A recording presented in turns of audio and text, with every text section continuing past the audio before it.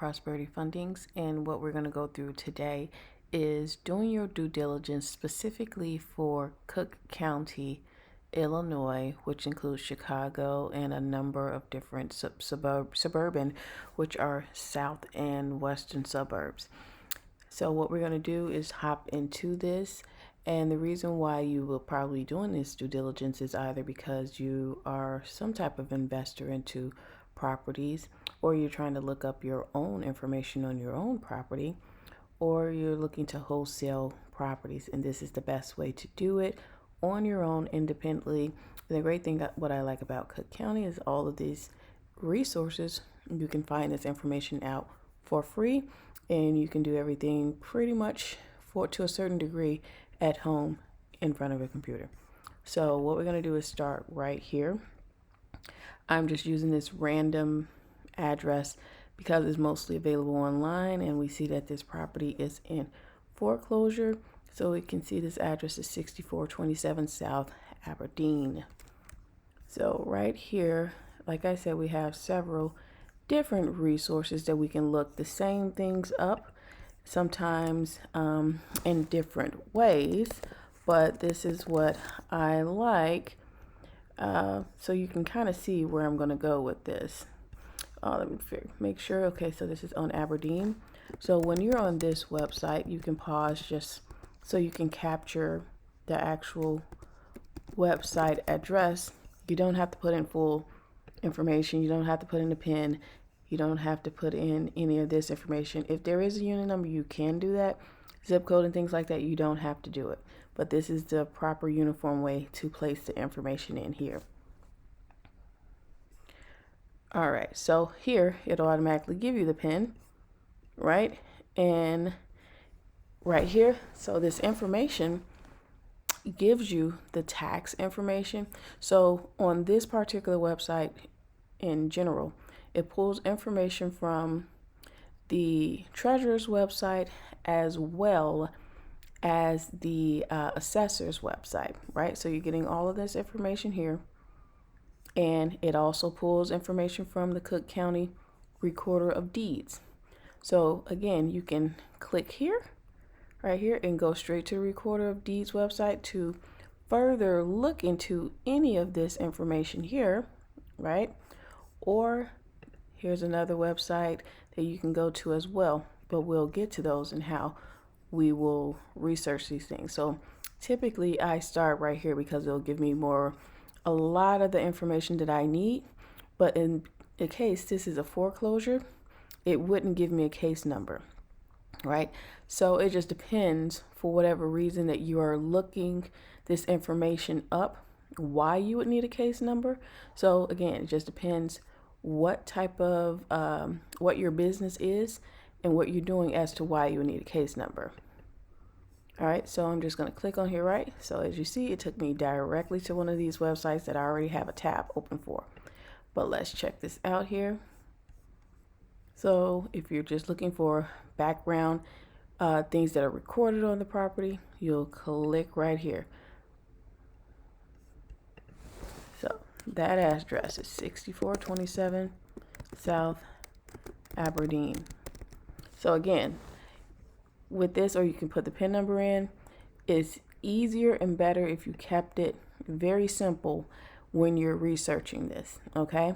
And what I mean by this, you don't have to put avenue, street, road, and city and state, zip code. There's no need for that. All right, but of course, always make sure on this side that that the address actually does match for you. All right, so now let's do our research here. We're going to go in descending order. So as I see, I kind of could tell that this property in particular probably had a hard money loan on it to begin with, the way it looked over here. And the reason why I say that is because this was just recently bought in 2022. It has a mechanics lien on it and is already in foreclosure, okay? And also, due to the fact that some of these pictures shows what we would like to call a vanilla box that someone started on this, and for whatever reason, they just couldn't finish the project out. All right. So again, you can use this information for whatever you may need this information for, but it kind of gives you a very good idea as to what's going on the property to kind of let you know what the situation may be. So this is where the mortgage had started, mechanics lien, and then there's a Liz Pendis file. So over here, you will click on this to have a good idea, and this will also give you what the case number may look like. So of course, here in Cook County, you wouldn't always, when you're overlooking for case files, you're not going to always get full detailed information like this website is showing you. When you're going through the case, when you're trying to find case files, you're only going to get a summary. In order to actually get a full case file of certain things that are going on, specifically those of you who could be doing surpluses and overages, you would definitely not find that document here over in the recorder section. You will find that on this website. All right, so that would be one of the many reasons as to why you want to know a case number if you are in wholesaling and you're trying to buy a property. That's the reason why you need a case number, especially if you're trying to stop a sale on your own home. You'll need to know your case number. All right, but of course, just like I said, this is where you'll find that case number by clicking on this file here, and we'll find the case number right here, 2024 CH0087. So like I said, here is all for free. But like I said, when you're trying to look for more things that have gone on this case that are in further detail other than just a summary, you will have to physically go downtown into the Daily Center on the 8th floor to find that information. So just for demonstration purposes, we'll go here and we'll look up all of this information. Let's make sure we're getting into this correctly here. All right. So as you see here, this is pretty much all the contact information that you'll need. All right. So we're going to go and look this up. Oops. Now I'm actually going in. This is pretty much what a lot of attorneys will go into. We will go on right here. All right, and click on this link. All right, so because this is for houses, this will be in mortgages. This is for chancery. So that's when you saw on the case number, you saw the CH, it means chancery. So 2024 CH. I should have wrote this down, but here we go. We're going to just follow straight through it. All right, so we're at 2024 CH. Where is my screen?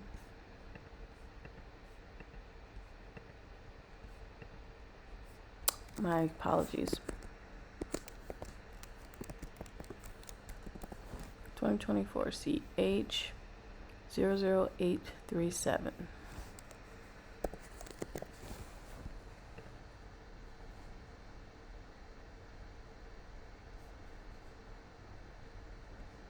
All right, so as you see here, it only gives you a summary of exactly what things are, right?